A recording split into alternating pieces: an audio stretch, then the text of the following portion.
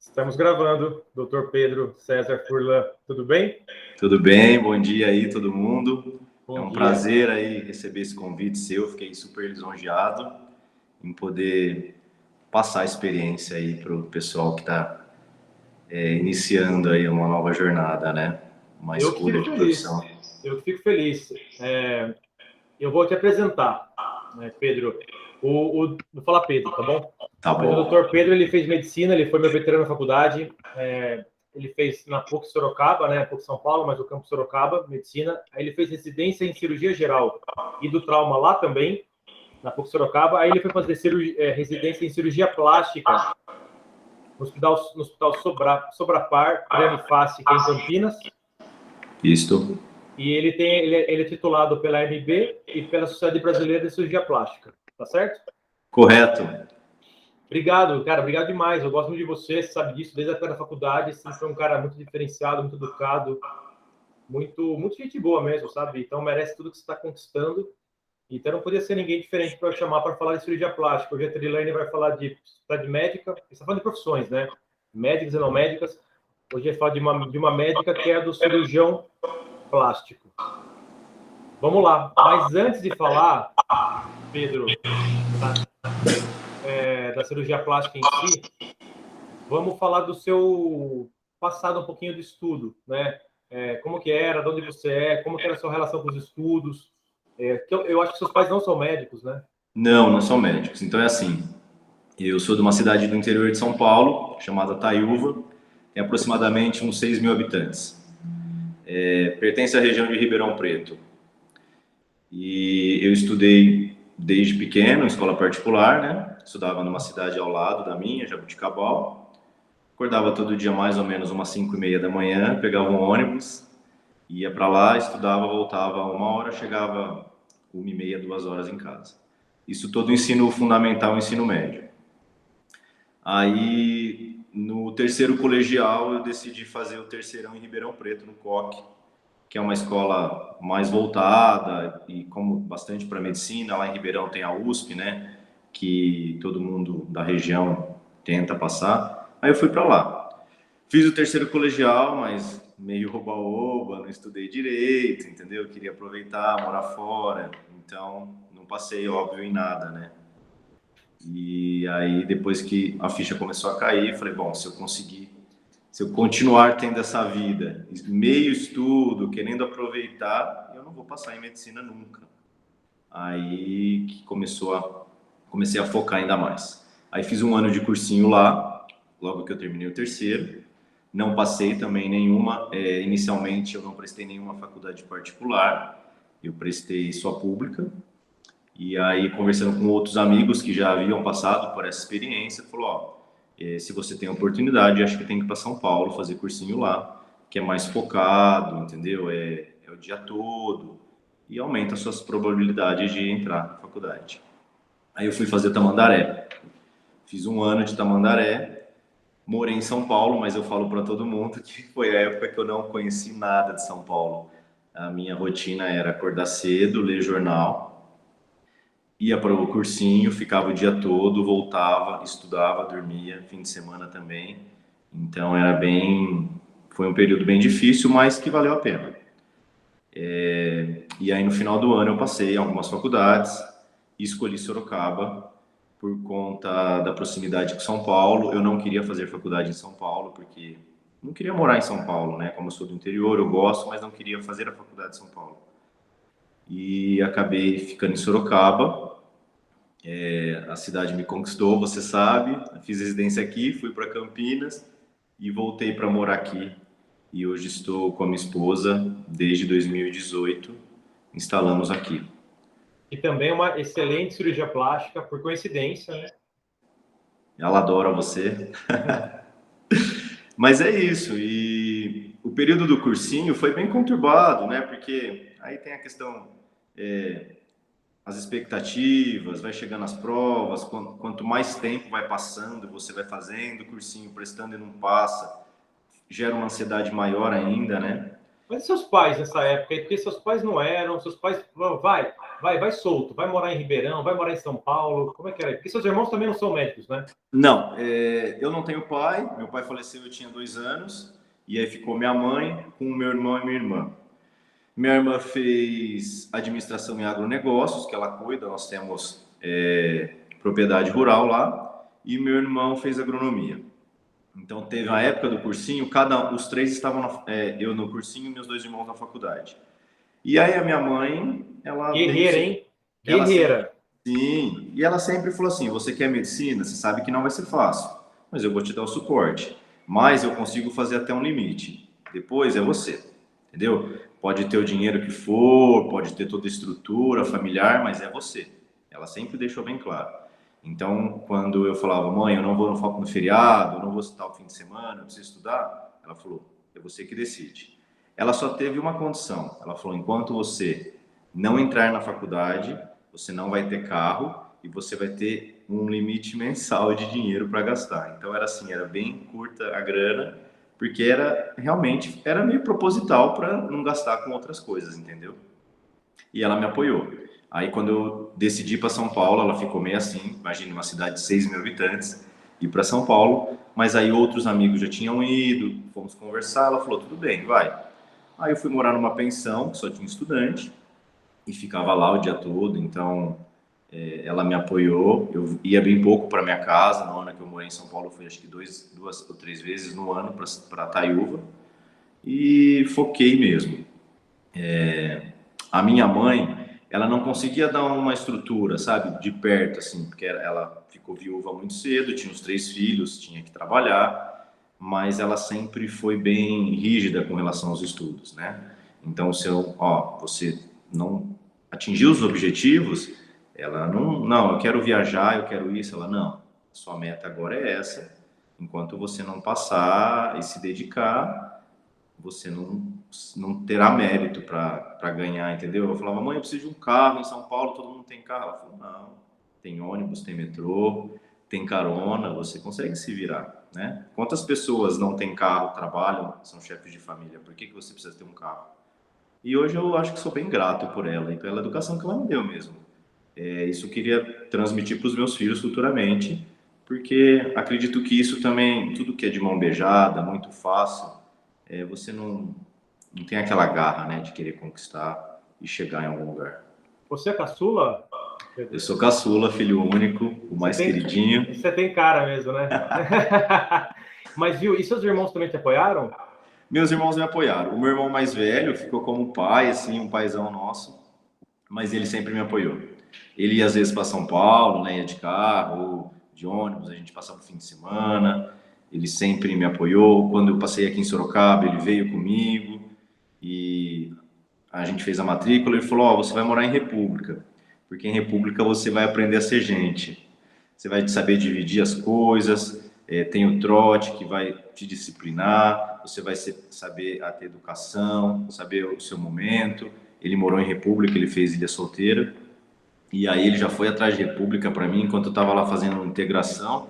Quando eu cheguei, ele falou, você vai morar na República tal? Já falei com os meninos, tá tudo certo. Mal sabia ele, né? Eu falei, como assim? Não conheço ninguém. Ele falou, não, vai morar e é isso. E foi super legal, ele sempre me apoiou também, até a formatura, depois na residência e até hoje. Bonito. Nós temos uma relação bem boa, acho que é isso.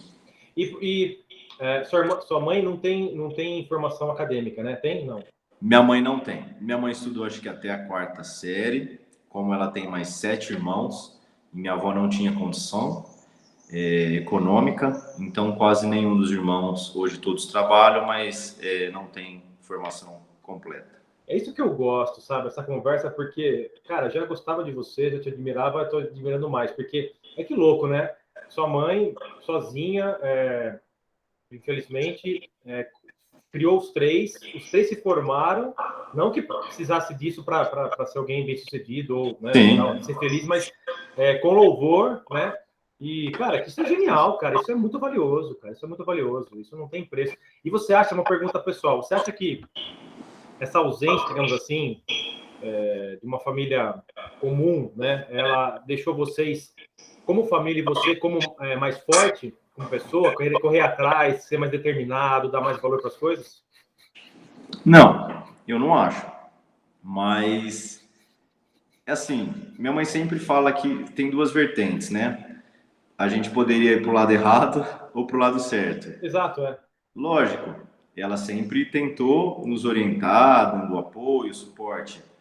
Mas eu acho que chega um momento que vai da pessoa, entendeu? Das companhias, dos amigos e da sua força de vontade, da sua determinação. É onde você quer chegar. Eu tenho vários amigos da minha cidade que continuaram lá, não quiseram estudar, porque sempre que eu falava, viu, vamos fazer um churrasco, vamos numa festa, não. Eu tenho simulado do cursinho, eu tenho prova, eu vou estudar no feriado. Puta, mas toda vez você só tem esse papo. Mas é isso, entendeu? A vida é feita de escolhas. Tem que ter abdicação para chegar em algum lugar, mas depois vale a pena. Mas é aquele momento. Minha mãe só falava assim. Isso é uma frase que eu falo para todo mundo hoje. O cavalo passa riado. Se você não pular no momento certo, sua oportunidade já era. E é verdade. Entendeu? Aquele era o momento de eu estudar e me focar para passar e fazer medicina. Daqui 10 anos já era outra fase, poderia. Aí casei, pode ter filho, entendeu? Aí já é outra fase. Então é aquele momento. Ela falou: quer em festa, quer confraternizar? Tem um momento. Mas é um ano ou dois que você tem que focar para isso, entendeu? E realmente você sabe, se foca, estuda, realmente vem o resultado, né? A gente passou por isso. É legal porque tem duas coisas que você falou que são muito legais, para já vai falar um pouco de medicina em si, que é a primeira, que eu acho assim, simplificando, claro, né? A pessoa ela pode ter a condição, o apoio, tanto financeiro e tal, ter o apoio e seguir dois caminhos, né? Aproveitar aquilo e arrebentar, como essa colega minha que eu conversei, ela é médica paliativista, ela teve bons recursos aqui em São Paulo e ela é uma pessoa incrível, aproveitou, estudou, garra, fez pinheiros, enfim, tudo, mas podia ter seguido outro caminho, assim como você, ser mais bunda mole ou se revoltar, enfim, cada um nomeia como quiser. Mas você não, você foi e fez. E outra coisa, você falou do cavalo, né? Esses dias mesmo, numa outra entrevista, eu falei mais ou menos esse provérbio, mas de uma outra forma, que eu acho que depois também, durante a faculdade de medicina, depois como médico também, a gente vai falar sobre isso, principalmente a cirurgia plástica, né, que tem muitos hoje em dia no mercado, assim como qualquer profissão, às vezes o trem passa uma vez só. E você Sim. até consegue entrar no trem. Os caras abrem para você a porta. Só que você tem que estar com o ticket em dia, né?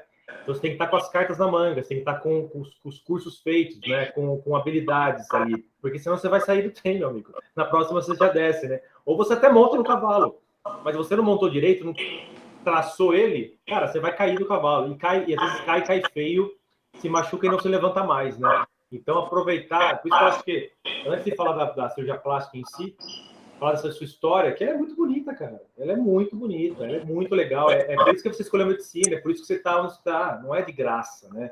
Por isso que eu já ia brincar com você e falar assim: o cirurgião plástico, aí estão os ricos da medicina e tal. Meu amigo, não é assim Não. que funciona, né? Hoje em dia não, você sabe disso, né? Sabe isso. Bom, Leguilhão, você fez a faculdade, para quem não sabe, sempre falo isso, são 6 anos de formação, e antes de você fazer cirurgia plástica, algumas especialidades cirúrgicas, assim como algumas especialidades clínicas, elas têm um pré-requisito. Para fazer cirurgia plástica, você tem que ter um pré-requisito. Então, antes de fazer a residência de cirurgia plástica, você faz uma residência de cirurgia geral, que não é nada fácil. Faz uma prova, passa por 2 anos de várias especialidades cirúrgicas. Exato. Certo? Beleza. E na faculdade, Pedro, o que te fez ir para a área cirúrgica? Eu não me lembro, eu Na conversava com você na verdade, época, mas eu não lembro disso, dessas na escolhas. verdade, desde quando eu entrei na faculdade, só um adendo aqui. Eu sempre quis fazer medicina. Eu acho impressionante isso, né? Porque minha mãe disse que a minha avó falava para o meu pai: você tem que ser médico. Eu queria ter um filho médico, né? Que é um orgulho para os pais. Aí meu pai falava assim: eu não vou ser médico para minha avó. Eu não tenho perfil. Eu gosto de ficar na roça, entendeu? Meu perfil é ficar aqui. Tem que ter perfil. Eu não sou, não é assim, vai ser médico. E quando eu falei, desde pequeno, eu falava: mãe, eu quero ser médico, eu quero ser médico, sem nem ter contato. Ela falava: mas da onde que esse menino está tirando que quer ser médico? E aí, meu avô teve alguns problemas de saúde, eu ficava lá, ajudava a fazer curativo, eu ficava vendo a ferida, né, que ele amputou uma perna, depois amputou outra. Eu falei: nossa, que legal, eu ficava perguntando para a enfermeira: Ai, deixa eu ajudar, eu quero fazer aqui, quero ver. Todo mundo passava mal e eu lá, com 8, 10 anos, queria ver o que aconteceu. Ele operou, eu entrava, perguntava pro médico, ai, o que você fez? Como que você deu ponto? Entendeu? Eu sempre quis. E aí, quando eu entrei na faculdade, eu queria ser cardio. Não sei por quê. Eu achava bonito, eu achava legal, era meio fascinado com a cardiologia. Mas aí depois que eu passei na clínica médica, eu falei, a única certeza que eu tenho na vida é que eu não vou ser clínico. Eu não tenho esse perfil. Eu acho que eu gosto de operar, né? E aí eu comecei a fazer liga do trauma, comecei a fazer estágios em cirurgias eletivas. Eu falei, nossa, é isso aí que eu quero dia a dia no centro cirúrgico, eu acho que é mais dinâmico. Não menosprezando quem fez cardio, mas é que eu acho que não tinha o perfil, entendeu? Perfil, E já. aí eu entrei fazendo cirurgia, querendo gastro e endoscopia. Já era a minha. Eu falei, não, gosto de gastro, entrei na residência, adorava trauma, mas com o passar dos anos, eu comecei a perceber que não era a vida que eu queria. Porque apesar de ser gratificante, era algo que eu gostava e gosto até hoje, mas eu não queria aquela vida loucura do dia a dia, principalmente trauma, né? E a endoscopia eu não ia ter tanto contato com o paciente. O paciente chega lá, eu vou fazer o exame e falo, agora procura do seu médico, que ele vai explicar se deu um câncer, se deu uma gastrite, alguma alteração. Eu só ia fazer o exame, né, sedar o paciente e ele e o próximo. Eu queria ter contato. E aí foi quando eu passei no estágio da cirurgia plástica, que eu decidi, não, eu acho que eu gostei de cirurgia plástica. Pelas duas vertentes, né, plástica estética e reparadora. Eu tenho uma formação muito forte em plástica reparadora. O Hospital Sobrapar Crânio e Face é referência nacional de anomalias crânio-congênitas, de fissuras labopalatinas, então nossa residência lá é o tempo inteiro atendendo crianças com anomalias, toda essa parte de sequela de queimaduras. E aí, realmente, eu falei, não, acho que é isso que eu gosto. Tem a parte estética da plástica, todo mundo, depois a gente vai falar, mas todo mundo acha, faz cirurgia plástica, só faz mama e abdômen. Não é. Tem uma vertente extensa dentro da cirurgia plástica. E aí eu decidi. Porém, eu não passei na cirurgia plástica depois que eu terminei a residência de cirurgia geral. Tivemos alguns problemas de família, tanto com a minha família quanto a da Ana, e foi bem forte. A gente não teve meio que psicológico, entendeu? Eu estudei um mês antes da prova, já sabia que eu não ia passar. Aí eu fiquei um ano aqui em Sorocaba, comecei a morar com a Ana, e estudando e trabalhando. Mas isso também é um ponto importante que eu queria falar. Se eu só trabalhasse, imagina, a gente forma, não ganha nada. Aí você ganha na residência uma bolsa do governo. Depois, essa bolsa dá para pagar aluguel, né, os gastos fixos e acabou. Aí eu comecei a trabalhar, começa a ganhar um pouco mais. Aí eu poderia perder a cabeça novamente, porque eu poderia trabalhar todos os dias, dar plantão todos os dias, ganhar bem, como outros amigos fizeram, compra carro, compra casa, viaja e não tem tempo para estudar. E aí nós fizemos um cronograma. Eu vou estudar segunda, quarta e sexta, vou trabalhar terça, quinta e sábado. E os dias que eu estudava, eu não fazia nada, eu estudava o dia todo. Por quê? No final do ano, eu tinha certeza que eu ia passar na residência de cirurgia plástica. Corri atrás de alguns cursos, fiz estágio em alguns serviços que eu gostaria de passar e acabou dando certo. E aí entrei na plástica, foram mais 3 anos. A cirurgia plástica, então, é o pré-requisito de 2 anos de cirurgia geral e mais 3 anos de cirurgia plástica. E é em 2018 que eu finalizei e prestei a prova de título pela Sociedade Brasileira. Legal saber também o porquê de você optar pela plástica, né?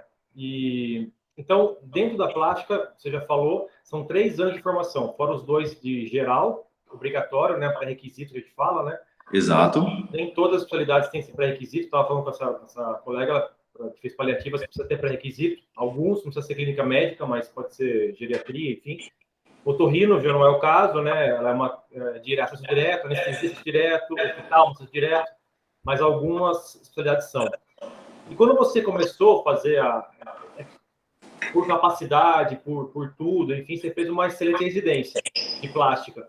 Mas quando você começou a manejar os pacientes, ter contato com as técnicas mais voltadas para isso só, você falou assim, putz, fiz a escolha certa? Não, eu fiquei frustrado. Eu falei, acho que eu vou desistir da residência. Porque não era aquilo que eu tinha imaginado, né? Eu falei, nossa, primeiro, o R1 da plástica é R1 igual qualquer R1. Então você chega, eu sou o bambambam, já fiz 2 anos de cirurgia geral, né? não vou obedecer mais ninguém, sei tudo. Nada a ver. Não sabia nada de plástica. Eu passei um mês na residência de plástica, né? Porque na cirurgia geral, como você disse, a gente passa um mês em cada especialidade. Um mês na uro, vascular, trauma, gastro, cabeça e pescoço. Então, um mês na plástica, o que em um mês você vai saber com uma residência de 3 anos? E aí começou, muita coisa, muita coisa. Eu falei, bom, tem que estudar, tem que correr atrás. E eu não operava quase, né? Fazia papel, cuidava de pós-operatório. Eu falei, não é isso que eu quero. Ficou uns 2, 3 meses, assim, fiquei meio em crise e falava para minha família, para Ana, falei, eu vou desistir. Eles falaram, não, mas é assim mesmo, entendeu? Você não vai chegar já pegando a cereja do bolo, você tem que roer, né? Vai aprender, daqui a pouco passa.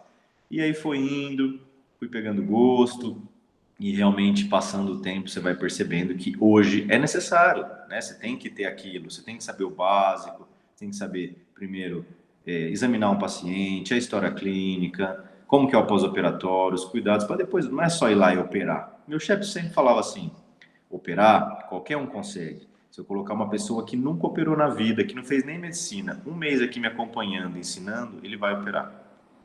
O problema é depois, o resultado, tratar as complicações, entendeu? Porque a técnica em si, eu posso habilitar qualquer pessoa, como as empresas fazem. Essa pessoa vai atuar nesse setor. Ela coloca lá 3 meses, ele vai ser expert naquilo lá. O problema é o depois, entendeu? É o entendimento, a história clínica. Você sabe, medicina não é exatas, então cada caso é um caso. No livro você estuda, chega lá, nossa, e agora? Não consigo fazer essa técnica, como que eu vou fazer? A anatomia é diferente, né? Então eu acho que é isso. E valeu a pena.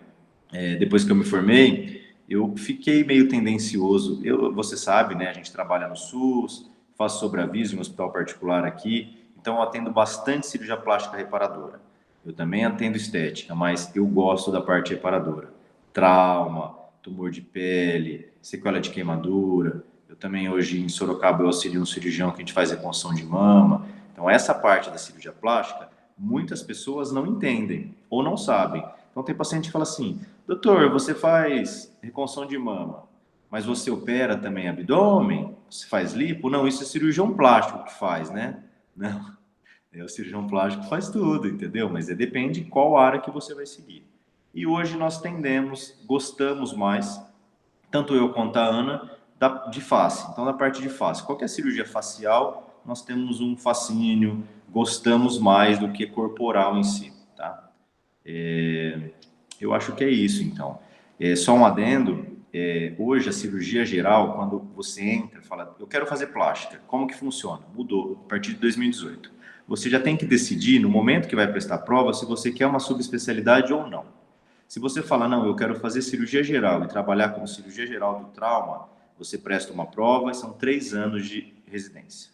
Se você quer fazer uma sub, uro, vascular, plástica, cabeça, pescoço, tórax, aí você já tem que decidir no início, porque você faz 2 anos para depois fazer essa prova de subespecialidade, tá bom? É legal você falar isso, porque a gente operou mesmo esses dias uma R3 de cirurgia geral aqui com a equipe aqui em São Paulo e eu relembrei desse episódio, digamos assim, novo, né? Que é novo, né? Recente disso. Mas só uma coisa que eu não sei, na hora que você vai prestar, você não precisa falar qual especialidade ainda, né? Não. Só para que você quer. Você só tem que ter uma ideia em mente que você quer uma sub, entendeu? Mas você pode mudar no meio do caminho? Pode. Por quê, né? Pô, daqui 2 anos muita coisa pode acontecer, né? Não, Du, você sabe que quando a gente entra na residência, você acha que você quer uma coisa, vai mudando, né? Exato, pois é. Deu vários amigos. Entrou querendo fazer uro, hoje é vascular, ou entrou querendo fazer alguma subespecialidade e é cirurgião do trauma, porque vai mudando. Aí você fala, não, é isso que eu gosto, né? E é muito legal você falar um pouquinho antes que você comentou que, quando entrei no R1, né, fica um pouco frustrado e tal.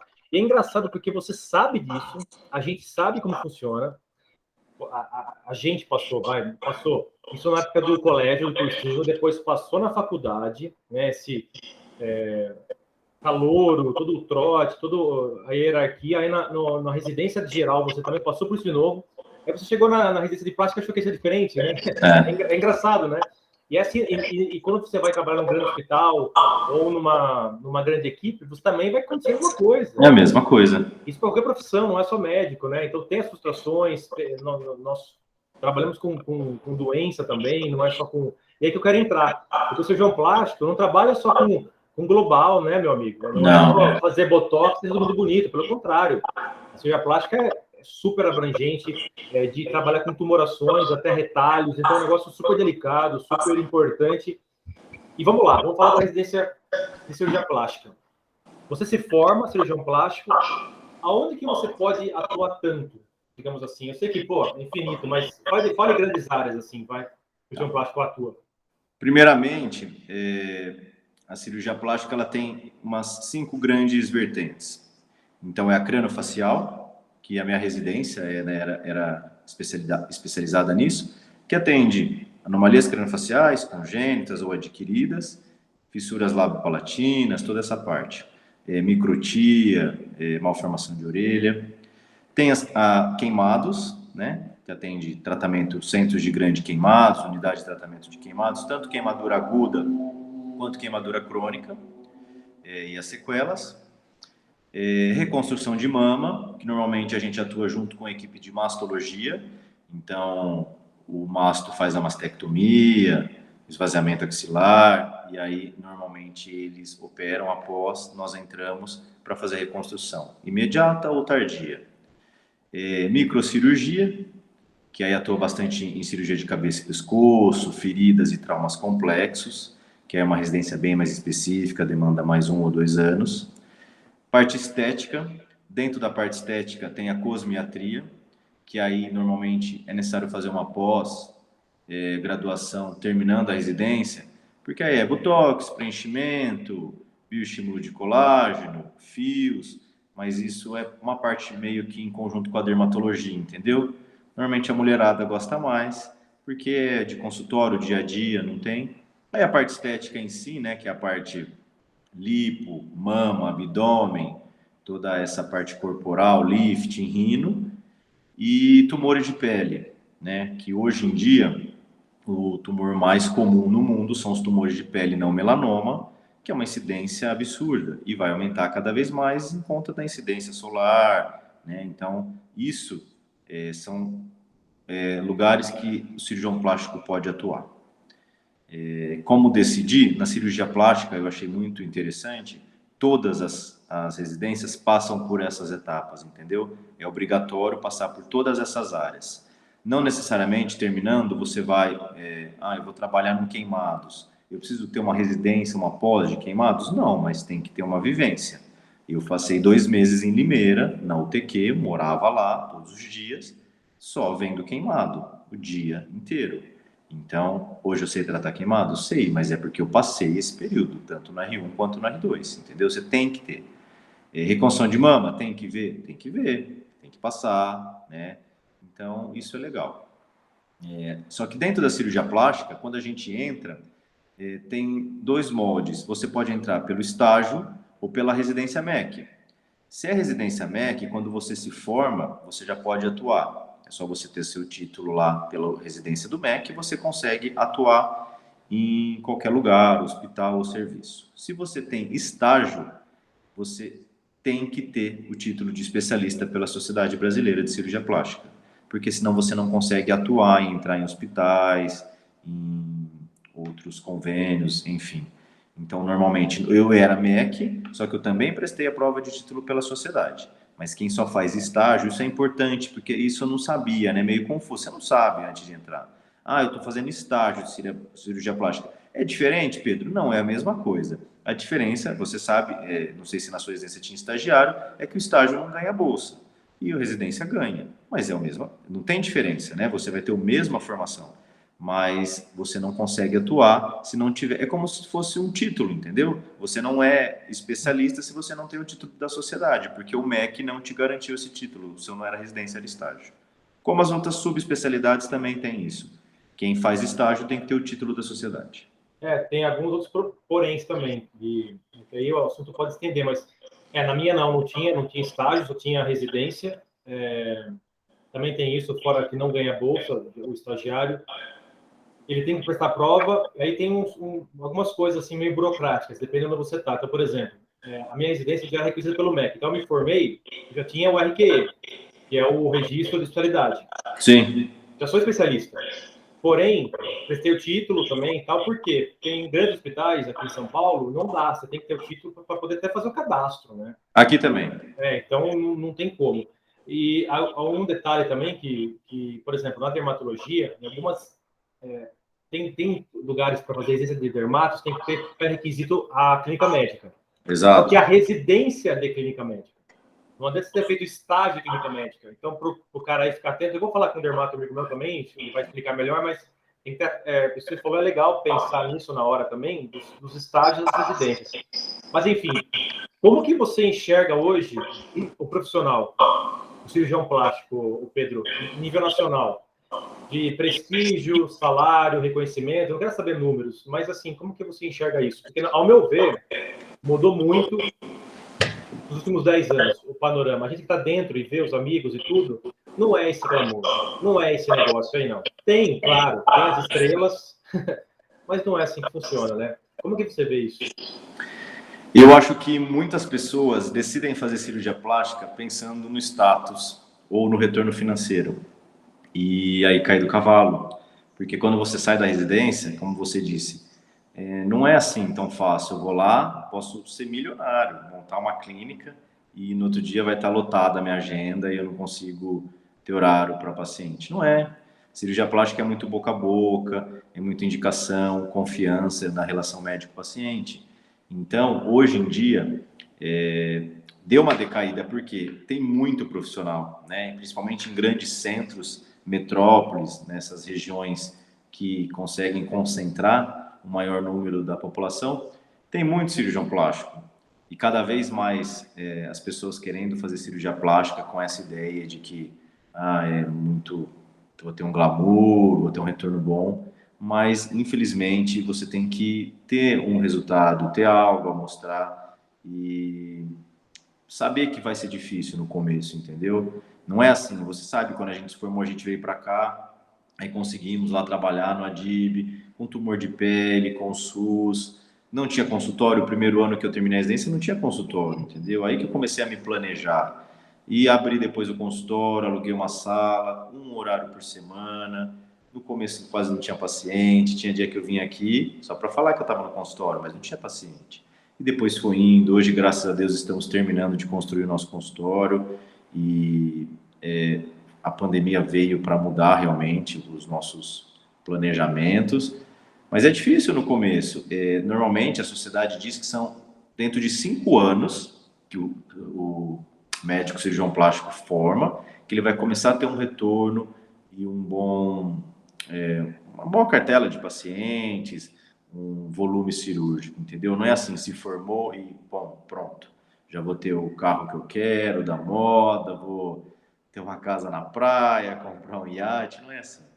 Eu acho que é uma profissão como qualquer outra, uma especialidade como qualquer outra, e se você for pensar em fazer cirurgia plástica para ter esse retorno, porque um ou outro que é diferente, teve um crescimento exponente, ele pode ser que esse cara é empreendedor e ele seria bom em qualquer lugar que ele estivesse, entendeu? Qualquer especialidade. Então, não pense. Não pense, você tem que pensar primeiro, não, para eu ter o sucesso, para eu ser bom e ter um retorno financeiro, que eu penso, que eu almejo, mas antes você tem que ter uma base, tem que ter uma experiência e tem que pensar que vai ter que batalhar para chegar nesse objetivo. Não pense lá no topo antes de começar pela estrutura, pela base, né? É o que eu falo para você, eu prezo muito o processo, né, das coisas. Por isso que eu sempre começo as conversas falando um pouquinho da história, que eu acho que é muito importante e muito rica. Ô Pedro, o que você acha desses não médicos que vêm fazendo muitos procedimentos, principalmente em face? A gente vê, né? A gente recebe isso, vários casos, tanto no consultório, que Nas chega mídias, né? na mídia, eu não fico cansado de ver. Não estou aqui para julgar, não quero nem falar que tipo de profissional que faz, mas todo mundo sabe, né? Os que fazem, vou falar não médico, mas o que você acha desse tipo de coisa? Eu acho que tem 2 pontos, viu, Du? Por exemplo, eles têm um conselho que liberam eles para colocar antes e depois, que o nosso não pode. Então, muitos pacientes procuram porque conseguem ver, né? Olha, a comparação do antes e depois. E aí vão lá e fazem os procedimentos. Eles não mostram as complicações, você sabe, né? Que depois é assim, o paciente tem um livre-arbítrio para escolher quem ele quer, mas ele tem que também estar preparado caso tenha alguma complicação, se esse médico ou não médico que fez o procedimento está apto para tratar, né? Porque normalmente quando complica eles procuram quem? O médico. E talvez eles vão procurar por preço, por valor, por essa... Ah, mas olha, o Dr. Pedro não mostra antes e depois, e o não médico mostra, ele é melhor. O Dr. Pedro tem 1.000 seguidores no Instagram, eu já vi isso, um monte de paciente. Nossa, doutor, você viu aquele não médico? Tem 50, 100 mil seguidores, ele é bom, né? Então, ele baseia por isso, se ele é bom ou não, por número de seguidores, se ele mostra antes e depois. E depois tem as complicações. Então, eu falo sempre assim, pode ser culpa dele se ele tem habilitação, se ele fez um curso de um fim de semana, de um mês e acha que está apto para cuidar e fazer isso. Ok, mas que saiba tratar as complicações depois, né? Que saiba dar o segmento correto para o paciente. Porque a gente pega também aqui no consultório, como você pega, a gente pega também pacientes que fizeram procedimentos cirúrgicos, né? Você sabe, principalmente nariz, e não cirúrgicos, e aí vem depois, eu preciso corrigir isso, eu fiz com um profissional não médico. Eu não critico tanto ele em si, entendeu? O profissional, porque talvez ele tenha uma formação que cada vez mais está aumentando, né? Ó, faça isso, faça esse procedimento, é algo que é rentável financeiramente, vale a pena, mas também não falam para ele as complicações que possam ter, né? A gente, quando faz cursos, teve em julho, eu fui num curso em Belo Horizonte, só de complicações de procedimentos injetáveis do consultório, o que pode ter, as pessoas não têm noção, né? E aí, está preparado para isso? Se você procura um médico que está habilitado e possa te ajudar e resolver esses problemas, ok, então tem que pensar. Eu acho que ele pode ser culpado, mas o paciente também tem um pouco de culpa em procurar alguém que não está habilitado completamente, entendeu? Isso é duro, porque é o que você falou mesmo, é legal você ter essa reflexão também, né? Tem a crítica, que eu acho que tem que ser feita mesmo, mas tem essa reflexão também do paciente que tem essa ingenuidade, às vezes, e pelos valores também, que acaba sendo mais em conta, digamos assim, né? Sim. E assim como profissional. Tem um profissional ingênuo, né? Falando não médico, tá? E tem um mau caráter, evidentemente, né? O cara não tá nem aí, é inconsequente, negligente, né? Imprudente, e vai pela parte financeira. Mas o que você falou, eu acho muito importante, são as complicações que podem e acontecem demais, desde uma cinética, né, um nariz colabado, um nariz caído, uma infiltração que ficou com necrose, né, ou seja, sem irrigação, um flap, né, que deu errado, e por aí vai, que acaba com certeza chegando mais para você. Mas enfim, poderia falar isso muito sobre nariz, mas vou falar quando eu falar com um amigo meu que é otorrino, que eu vou fazer com ele também. E como que você projeta a sua especialidade, né? O cirurgião plástico, para daqui um tempo, como você acha que vai estar isso no Brasil? Como que vocês vão estar? Em termos de reconhecimento, a mesma coisa, só que para o futuro. Eu acho que se continuar como está, vai ser uma especialidade como qualquer outra, não médica, tá? E você tem que fazer algo diferencial. Eu tenho um livro que eu gosto bastante de citar, que é Em Busca do Seu Oceano Azul, Como Tornar a Concorrência Irrelevante.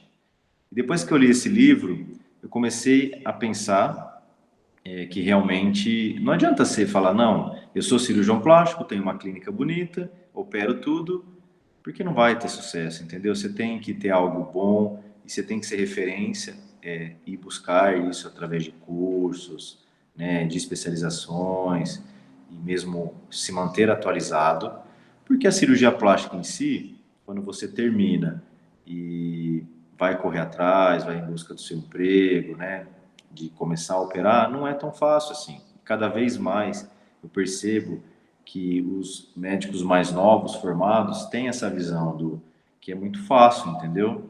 Ah, eu vou fazer, já vou começar a ter um retorno bom, vou ter minha clínica, e não é assim. Então, realmente, hoje, você tem que terminar a cirurgia plástica, você tem que procurar algo para se tornar bom. Eu não consigo ser bom em tudo. Em reconstrução de mama, em queimadura, em tumor de pele, em face, em estética. Hoje em dia, os cirurgiões plásticos de estética, um só faz mama, outro só faz lipo HD, outro só faz abdômen, porque quanto mais você vai ficando especialista naquela área, fica melhor, né? Então, eu acho que no futuro, daqui uns 5, 10 anos, vai ter muito cirurgião plástico. Vai ter muito médico, não só cirurgião plástico, você sabe, qualquer especialista. E vai ter muitos médicos que não vão fazer residência médica e atuando como dentro da especialidade, entendeu?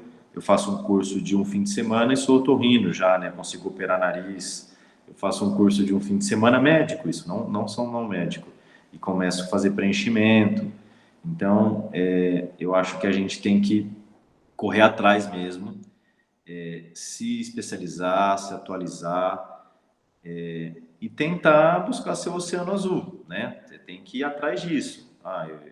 O que eu posso fazer para melhorar?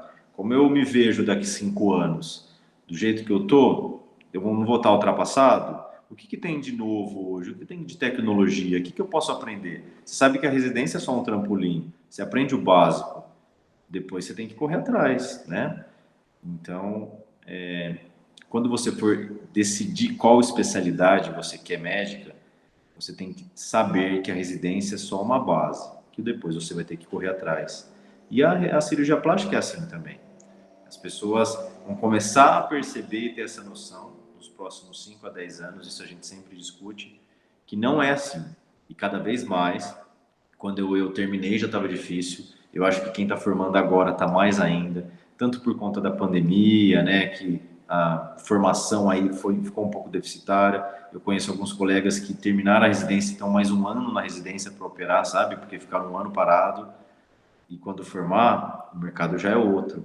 E hoje, os pacientes estão muito interligados, entendeu? Os pacientes não são mais, os pacientes não sabem nada. Não, eles sabem. Quando ele chega na consulta, ele já sabe tudo. Doutor, você vai operar a minha mama. A técnica vai ser essa? Eu já sei. Você usa isso de pós-operatório? Você usa taping? Como que é? Qual técnica, o fio que você vai usar? Tem dreno, né? Tira com tantos dias. Eles sabem tudo. Qual produto que você usa para preenchimento, de toxina botulínica? Esse, ele dura tanto tempo. Eles sabem tudo, porque hoje os pacientes estão interligados, né? Com as redes sociais, com as informações, cada vez mais os pacientes chegam através da gente pelo Instagram, né? Procura pelas redes sociais, eles são mais, sabem mais do assunto. Então você tem que também dar esse retorno ao paciente, né? Ele pergunta se, não sei, não, você tem que saber, você tem que buscar conhecimento constantemente. Qualquer área, concordo. E se chegar alguém para você, te buscar na internet lá, mandar uma mensagem para você, ou um calouro da época, alguém que está fazendo residência, terminando agora de cirurgia geral, ou uma paciente vai falar, minha filha está terminando medicina, acho que ela quer prestar cirurgia porque ela fazer cirurgia plástica, vou pedir para falar com você. Você é um defensor da cirurgia plástica, de prestar? Sou. E eu acho que eu não pensaria em outra especialidade se eu fosse prestar novamente, prestaria cirurgia plástica, mas talvez com uma outra visão, né? Porque quando eu entrei eu também pensei assim, nossa, que legal, cirurgia plástica, pode ser que eu tenha um retorno bom financeiramente, vou trabalhar pouco e ganhar bem. Não é assim, você sabe, né? Para eu conseguir um horário com você é difícil, mas assim, a gente trabalha igual outro. Talvez outras especialidades você possa ganhar, ter o mesmo valor e trabalhar menos, entendeu? Então, quando você vai escolher, você tem que saber, tem que gostar daquilo, tem que gostar do seu dia a dia. E tem que saber que não é assim, eu vou acordar 10 da manhã, trabalhar até meio-dia, depois eu vou lá, vou para academia e, né, tô livre. Não, é um dia a dia pesado. Medicina é um dia a dia pesado. Então, eu acho que quando você for escolher a sua profissão, você tem que pensar nisso. O que você quer? Qual a qualidade de vida que você quer? Você topa se abdicar de algumas coisas, né? Porque eu faria novamente uma especialidade cirúrgica, faria cirurgia plástica? Faria. Quando as pessoas vêm falar comigo, muita gente passa residente lá no hospital que eu trabalho, fala, eu penso em fazer plástica, o que você acha? Eu falo, eu acho que tem que fazer. Mas você tem que saber que vai ter um longo caminho pela frente até você conquistar realmente o seu oceano azul. Você topa isso? Eu topo. Vai dar certo. Eu sempre falo para todo mundo que quer, faça, desde que você faça por amor e que você saiba encarar as dificuldades. Vai ter dificuldade? Vai, mas com certeza toda dificuldade, todo tombo que você levar, você vai aprender alguma coisa, né? Então, vale a pena. Isto depende de você, né, Edu? Porque tem pessoas que não aceitam ter um problema, não aceita errar e realmente tem que saber até que ponto, qual que é seu limite. Ah, não, eu acho que eu topo, vai ser difícil, mas vai dar certo. Então tá bom. Eu acho que o sol nasceu para todo mundo, paciente tem para todo mundo. Tem paciente que vai me amar, tem paciente que não vai gostar e gosta de você. Quando o paciente chega falando mal de outro médico, eu não gosto disso, então eu falo, ó, você passou com o médico, não gostou, mas eu não sei o que foi feito lá, entendeu? A consulta é comigo. Vamos ver. Porque normalmente o paciente, ele tem uma expectativa, né? Quando passa, ele tem uma expectativa de ter um resultado e às vezes não é aquilo. Então eu sou sempre realista. Qual que é a sua expectativa? Ah, isso, ó, nós não vamos conseguir chegar nisso, entendeu? A realidade é diferente da expectativa que você tem. A expectativa real é bem diferente. Então, eu acho que você tem que saber que cada vez mais os pacientes dentro da cirurgia plástica, eles querem um resultado rápido, eles querem um resultado perfeito e você tem que pôr os pontos nos is, explicar, ó, isso é o máximo que eu consigo, né? Te trago uma foto, ó, Du, eu quero esse nariz aqui, você consegue deixar? Não, eu não consigo. Seu biotipo é outro, sua face é diferente desse paciente, cada paciente é um. Então, a gente tem, se você tiver sempre uma boa relação e tentar transmitir confiança e realidade, o paciente, se ele aceitar, não, doutor, você me disse que é isso que é o máximo, é isso que eu quero, ok, né? Legal, porque eu lembro que até o Gui mesmo falava que tem um pouco dessa parte psicológica, que você tem que trabalhar com o paciente também, acho que em todas as áreas, né? Mas a plástica acaba tendo bastante também, que é que o cirurgião plástico, ele é um psicólogo de bisturi, né? Então, é por aí mesmo, né? Muitas vezes acontece que depois você tem que explicar que não é só a técnica cirúrgica, né? Tem toda uma outra carga que vem com o paciente também junto, né? Não só estética, como uma reparadora também.